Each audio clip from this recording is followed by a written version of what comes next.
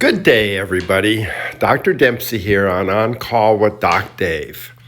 This is episode number 15, and today we're going to be talking about norovirus. Now, it's commonly called by the layperson food poisoning, stomach flu, has a variety of different names to it. It's also called a Norwalk virus. It's an RNA virus. Now, what do you need to know about norovirus? Well, first of all, it's extremely contagious. It has outbreaks in confined areas like ships, cruise ships.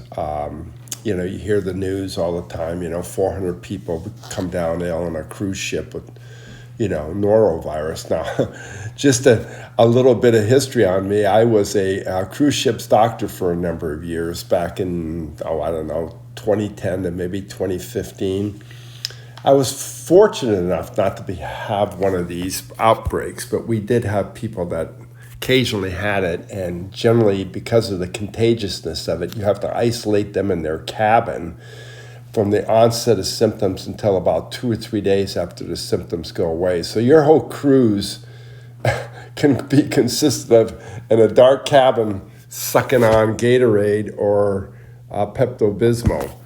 But anyway, so it is extremely contagious. It can go from person to person, usually by hand contamination, touching surfaces, people holding on the rails going up and down stairs, elevators, tabletops, those type of surfaces. This virus will live for 48, 72 hours on a surface. So you got to be careful.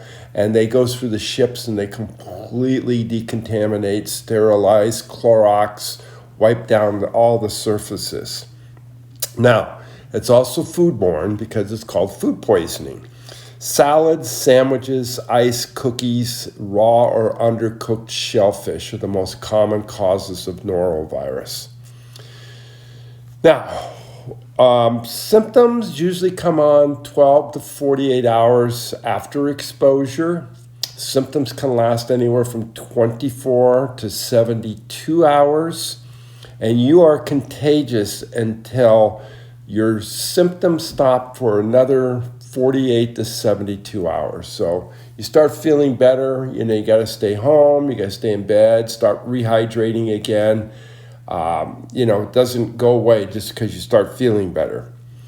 Now, what are the symptoms of norovirus? Well, they're, pretty common, and pretty devastating if you ever get this. It's nausea, vomiting, and diarrhea. I mean, you can't hold anything down. You can try, you take small sips, you use your Pepto-Bismol, this, that, and the other, but you are pretty sick for 2 or 3 days.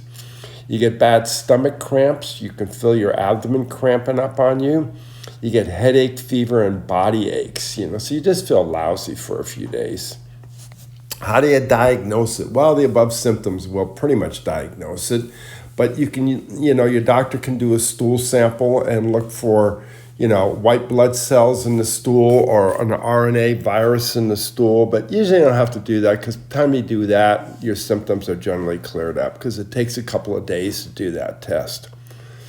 So now how do you treat it? Well, unfortunately, there's no specific meds or antibiotics or vaccines for norovirus.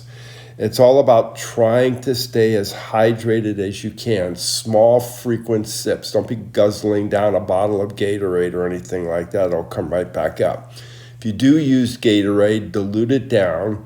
You can't be just drinking water because you need to replace electrolytes like your sodium and potassium, specifically from the vomiting and diarrhea. You just lose a lot of potassium in your stools. Adult Pedialyte, or if your child gets it, regular Pedialyte is really helpful. It has a lot of sodium and potassium in it. It's generally tolerated pretty well. There's stuff out called liquid IV solutions. We've all probably been exposed to that. If you're hiking or active outdoors, especially in the summer, it's a little packet with some powder in it. You mix it with water.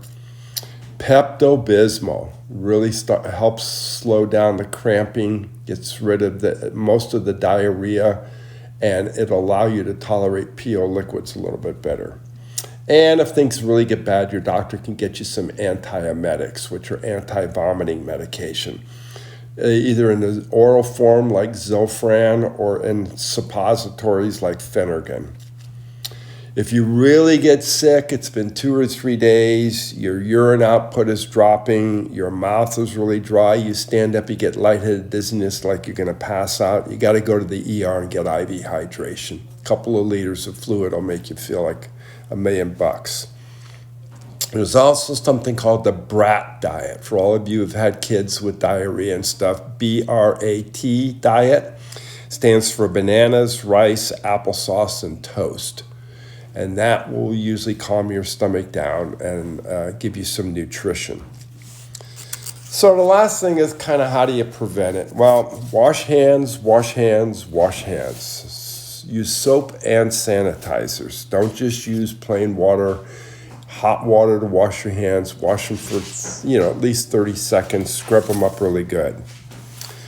You got to isolate the sick person. If you're on a cruise ship, they got to go into their cabin and stay in there, until their symptoms have cleared and at least another 2 days. So isolation is very important. Now, sometimes you can't isolate. You're at home, kind of like COVID, if you remember that. Somebody would go down in the dungeon and have to stay there for 3 days and isolate from everybody. So you isolate as much as you can. Just use common sense. Try to keep your hands out of your mouth. They say wear a mask. Well, why do you wear a mask? Because it's not really contagious that way. Well, it keeps you from putting your hands in your mouth, for one thing. And believe it or not, it does spread somewhat aerosolized from vomiting, not from coughing like COVID. But if you're vomiting a lot, you aerosolize, and you can aerosolize the virus that way. So a mask, could be helpful, especially around the house. Use disinfectants, Clorox on all surfaces. Wipe everything down really good a couple times a day, especially things that are going to be handled all the time. And wash your bedding in the hottest water cycle you can get. And wash your bedding separately from other items that you're washing. So don't just throw the bedding in with all of everything else. It'll just contaminate everything. So, unfortunately, if you're ever exposed to this is what you need to know about it. These are the symptoms, this is the treatment, and this is the prevention. So there you go. Everything you'd like to know and need to know, educationalized about norovirus. If you liked it, let me know. Hit the like button, subscribe. We'll continue doing these nice podcasts so everybody kind of gets up to date on medical issues that they may have heard about but don't really understand. So again, remember, I am your friend, but I am not your doctor. If you get these symptoms, it usually can be treated at home. You don't always have to see your doctor unless you're really young or really old and have complicating medical conditions like diabetes or something like that, kidney disorders. So thank you very much for your time, and have a good day.